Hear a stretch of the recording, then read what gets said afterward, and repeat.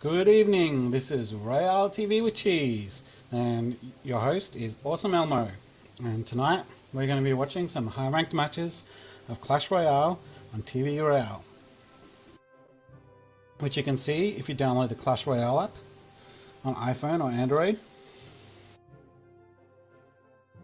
I'll be commentating some matches for you this evening, and I hope you enjoy the show. So the big news for the week is there is a new balance patch coming soon. Let's check that out. So here we go. Quite a lot of changes. Expo range decreased to 12 from 13, which is shouldn't affect the high ranked matches too much because you don't see Expo too often, but certainly in the rest of the game you see Expo quite a lot. And what this change basically means is that you won't be able to place the Expo within range of an enemy tower and put another tower in front of it like the Tesla. So that's going to make it much easier to counter the Expo. And also the Expo will need to be played a lot more aggressively, so I suspect we'll see less Expo play after this patch. Tesla is getting a slight nerf, mostly trying to stop the players from just plonking down a Tesla at any old time. Its lifetime is reduced to 40 seconds, so that means that it's still going to be just as powerful, I think, for countering, especially for countering things like the Hog Rider. It's just going to be, something you need to play in response to another unit. A few other changes here. Nothing groundbreaking. Prince and Dark Prince are having their charge speed decreased by 13%. So we're going to see less two princes play, I expect. Valkyrie getting a hit point and damage increase by 10%, so hopefully we'll start seeing Valkyrie used more often. A few other things. The Royal Giant's getting a damage increase, so yeah, again, just because it wasn't being used really. Three Musketeers having a mana reduction. Still not sure if it's going to be good enough to be played, but I hope so because I really like the idea of the Three Musketeers. Yeah, a couple other small changes. The Witch damage increased by 5%. I got a feeling Witch is going to be a lot more popular now. I think Witch is a sort of underrated card when played in combination. So let's see what happens. But yeah, that's not going to be for a few days yet. The 23rd, so 2 more days till that happens. In the meantime, let's watch some matches. First match tonight is between this player. As I always say, I don't speak foreign languages, so I can't actually read this person's name. I apologize. So I'm just going to call this person Blue, from Clan Star, and they are ranked number 3. Versus Cynesta from Clan H2O, ranked number 8. And as you can see, Cynesta is going with a fairly standard 2 princes and a P.E.K.K.A. deck. Versus Blue, going for a siege deck, using the mortar and the rocket. Rocket could be used to get a last kill onto a tower. Otherwise, basically just playing really defensively and trying to get those mortars to destroy the enemy tower. Now, which of these is going to win? I'm not really sure. The siege deck is fairly strong, I believe, but in order to place down these initial cards, such as the elixir collector here, that leaves an opening for a rush. So if Cynesta sees that elixir go down and has a good combination of these three cards ready to go, we could see Cynesta take an early tower. I think Cynesta has the slight advantage here. We'll watch the game and see what happens.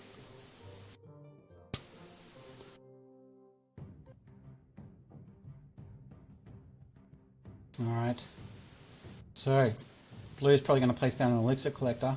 We're probably going to see a Prince or a P.E.K.K.A played in response. Yeah, there we go. But the P.E.K.K.A being played at the back, so not really an opportunity for Cynesta to rush and attack here. This Prince is going to come down here to try and counter this mortar, but the Barbarian's being placed in the way, so that's good play by Blue. But P.E.K.K.A coming down pretty much unchallenged at the moment. That's going to be a problem for Blue, but using the Tesla to distract the P.E.K.K.A, so nice play. It may not be enough though. P.E.K.K.A is going to come down here to try and wreck this Elixir Collector, and that's a big loss to Blue, losing all that Elixir, especially with this big charge coming in. Another defensive Elixir Collector going down, but that's just a bit of a waste at the moment. So it's all going Cynesta's way. Dropping down a Prince. Blue going with the Barbarians. Some Spear Goblins on the side here. This King Tower going down, but it's not gonna finish off just yet. Counter attack coming from Blue. Shouldn't be too much of a problem. Not too much left there. Cynesta dropping some Goblins. Clear that out. And now we're back to the reset. And with Blue not having any real advantage, that's kind of gives the game an advantage to Cynesta here. P.E.K.K.A coming in to counter that mortar. Of course, takes a few seconds to pop up. I think it's 5 seconds before P.E.K.K.A can start moving, but he's so beefy that it's not really a problem for him. That's going to take down P.E.K.K.A. The Ice Wizard though, that's going to slow down the tower there. So that Ice Wizard is going to get a bit of damage before it gets killed. Not too much of a problem though. Ice Wizard is getting a damage bonus in the next balance patch. Big attack coming in here from Cynesta, but great countering from Blue. Dropping with those Barbarians. It's not enough though. Dropping a Tesla Cannon. The Wizard's going to go down, and is that Princess in range? I don't think so. Having to arrow the minion horde, which means arrows can't go to the Princess here. 23 seconds left. Blue really needs a miracle here. That's not going to help. The P.E.K.K.A is going to tank all that mortar damage, and a Princess coming in here is going to take out these Barbarians. So that looks like this could be the match. 8 seconds to go. 4. And that's the game. Cynesta defeating Blue 1-0. As you see there, that placing an Elixir Collector always comes with a risk. And that risk is you have a short period of time where you're behind on Elixir, of which Cynesta was able to capitalize on and take it down a tower before Blue was able to get the benefit of that Elixir Collector. So well played by Cynesta. Next up we have two players that I again can't pronounce their names, but it's Blue versus Red. Blue is ranked 108, Red is ranked 46. Again, Blue is going with a classic 2 Prince and P.E.K.K.A combo. Very similar to Cynesta's selection from last time. A couple of small differences there. Those legendaries, as you can see, some players are starting to level them up really quite high. On the other side we have Red, also going with 2 Princes, but Red's going a slightly different approach, using the freeze here and a giant skeleton and also a balloon. So this is a really high risk deck. So all of these cards, pretty much except for the Dark Prince, all these cards really need to get to the tower. And then, but if they get there, then the freeze goes down. Then that tower is pretty much not completely, but 90% guaranteed dead. So that's the gambit that red is going to play here.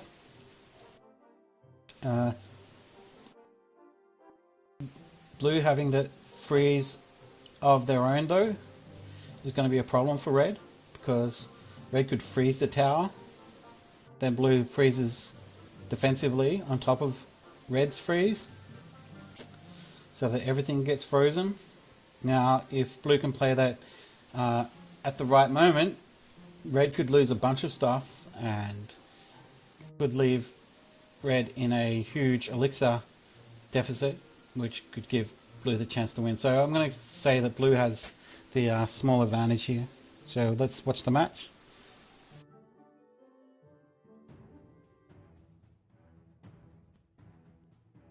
Alright, so red's got the 2 prince combo ready to go. No one's got an elixir collector, so we won't see one of those going down just yet. Prince coming out from red and the dark prince, but blue countering with a prince of his own. Freeze coming down, the defensive freeze. Great play by blue. That means that that dark prince is going down. Princess coming out from red. Really well played. That's going to take care of a lot of these units.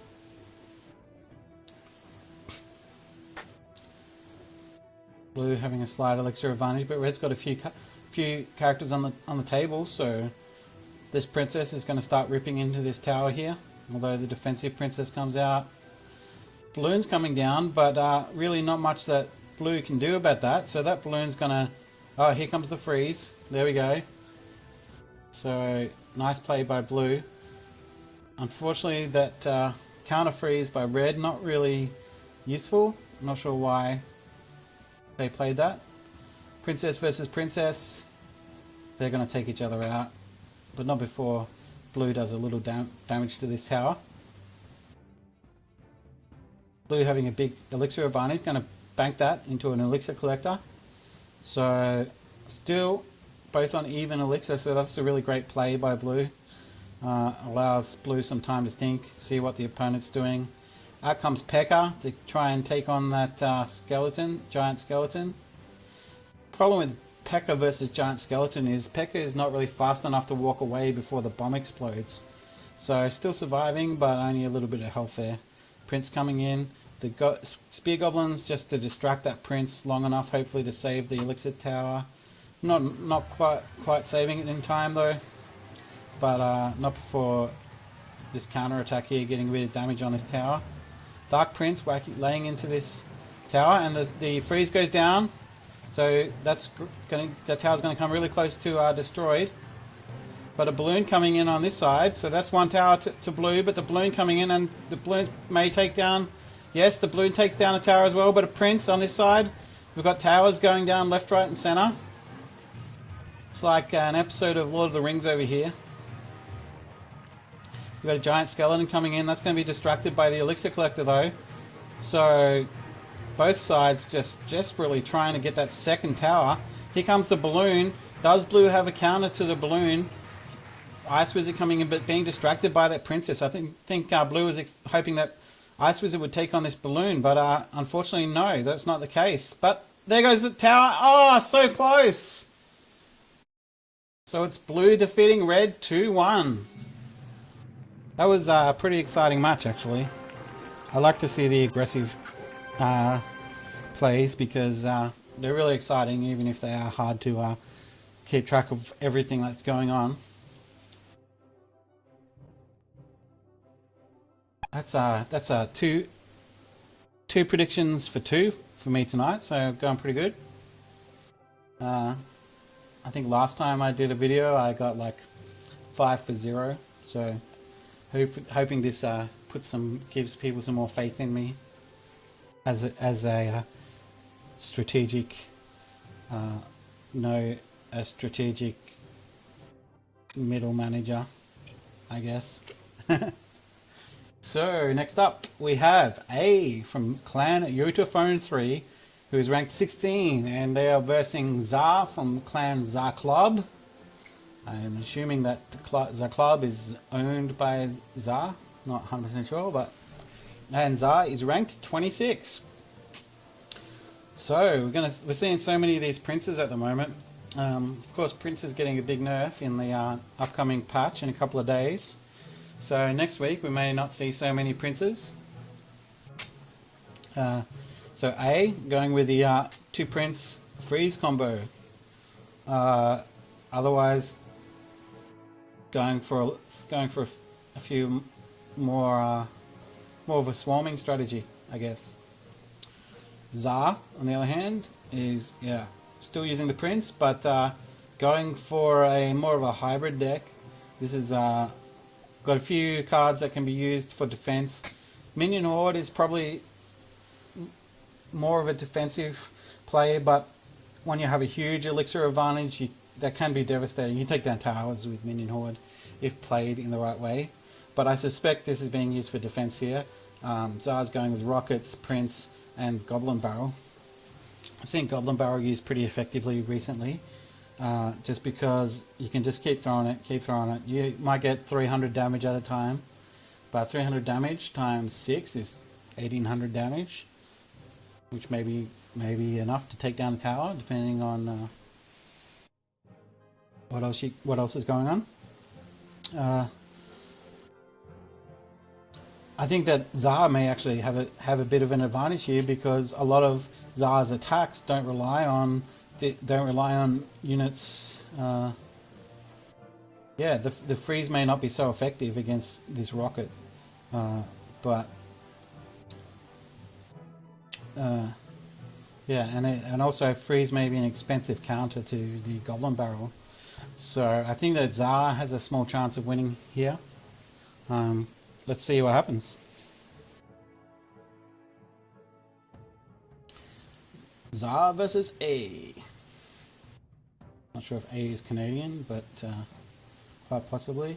Za's thinking about the princess. I is thinking about the princess. Oh, we're going to have some princess on princess action. Looks like. Princess goes down for Za, but A, yes, there's a princess from A. So they're going to go cross purposes. Not sure if they're going to shoot each other. Might be too far away. Here comes a Goblin Barrel though.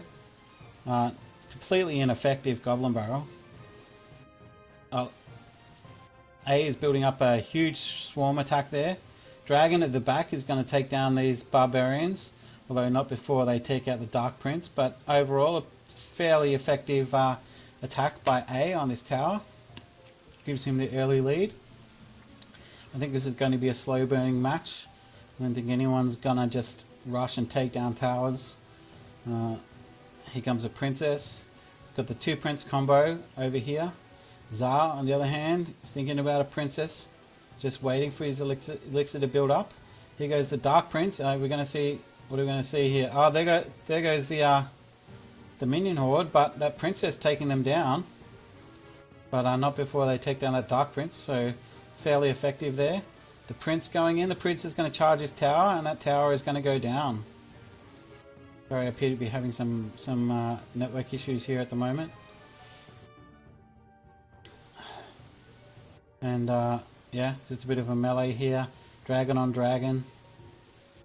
Dragon's going to take down this barbarian before they do any more lasting damage. But that dragon's not going to do too much. Get a bit of damage on that king tower. Goblin Barrel about to come out.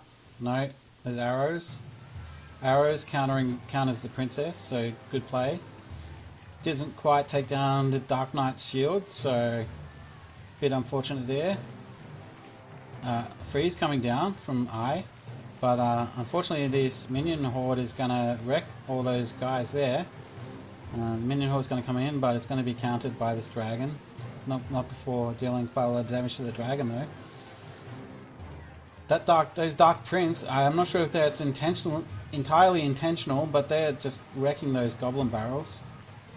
Sometimes it's hard to know whether a play was intentional or by luck, just because there's a slight lag difference in how the game resolves who did what when. But either way, it's working out for A. could be the game. 7 seconds left and not looking like Zai is having any luck at all. Freeze coming down, but it's not enough, and A defeats Zai. 1-0.